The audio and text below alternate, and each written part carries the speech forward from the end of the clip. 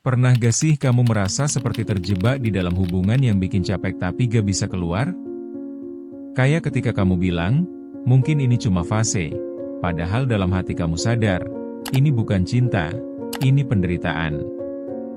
Ketika teman-temanmu pada bahagia, kamu justru makin bingung dengan diri sendiri. Rasa gak nyaman itu harus diwaspadai.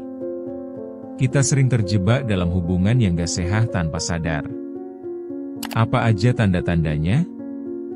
Yuk, kita mulai dengan tanda pertama yang mungkin sudah cukup jelas, tapi seringkali kita abaikan.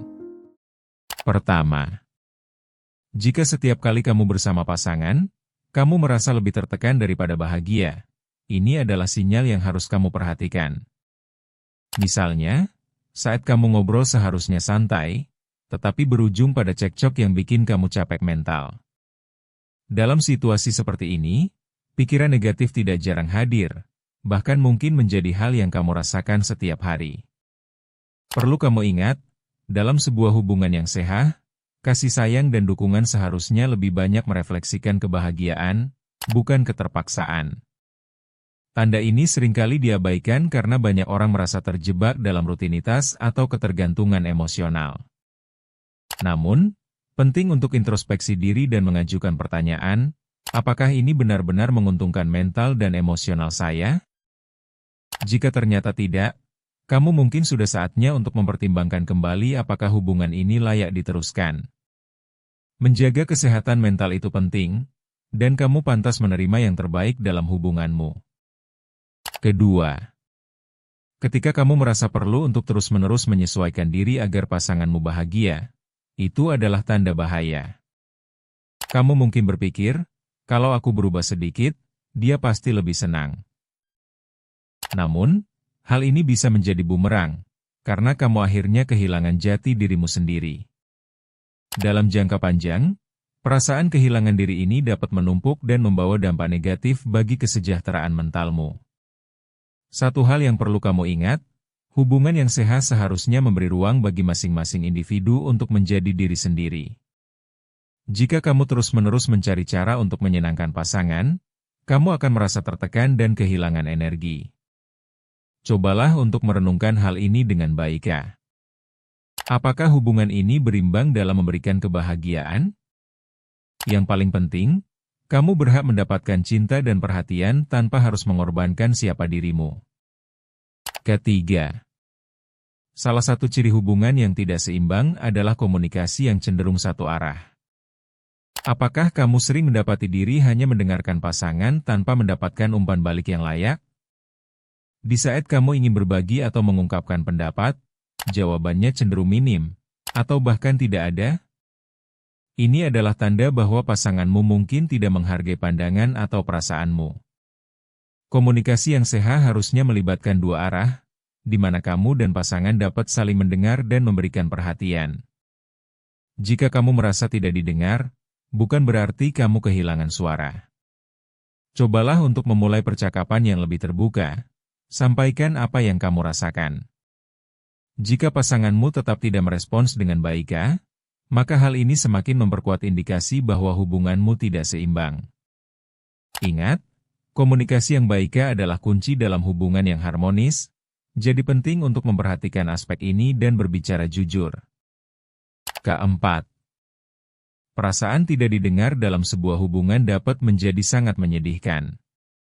Setiap kali kamu mengungkapkan perasaan atau pendapat, justru kamu merasa diabaikan oleh pasangan.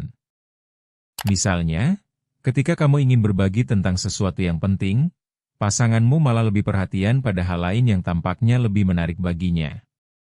Merasa seolah-olah kamu berbicara di depan dinding tentu bisa membuatmu merasa kecil, tidak berharga, dan tidak diperhatikan di dalam hubungan. Hal ini bukan hanya berdampak pada perasaanmu sendiri, tetapi juga dapat menyebabkan kepercayaan dirimu menurun.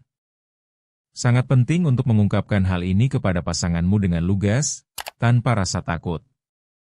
Sampaikan bagaimana perasaanmu, dan jika setelah diungkapkan tetap tidak ada perubahan, ini bisa jadi sinyal bahwa hubunganmu perlu dievaluasi kembali dengan serius agar tidak berlanjut ke arah yang merugikan.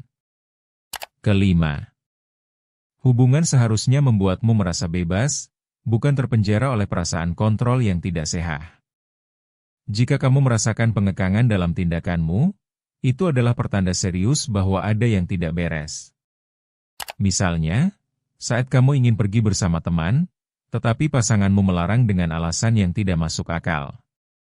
Pertanyaan yang muncul dalam benakmu adalah, siapa yang sebenarnya berkuasa dalam hubungan ini?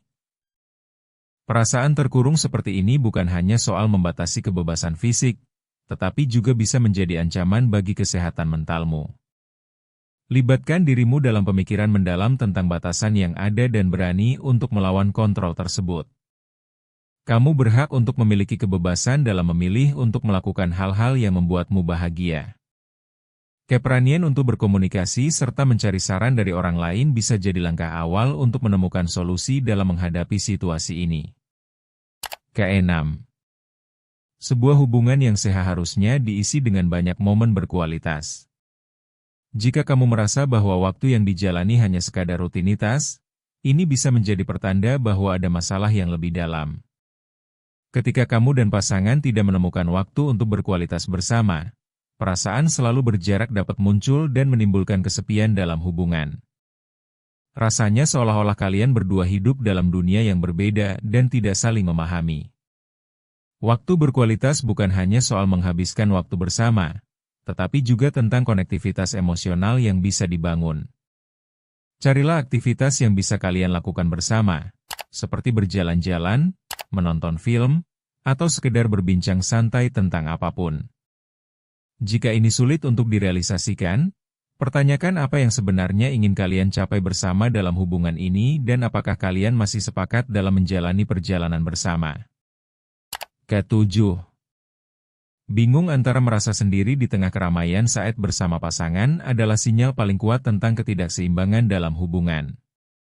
Kamu bisa saja menyaksikan pasanganmu yang asyik dengan aktivitasnya sendiri, tanpa menyadari betapa sepinya dirimu.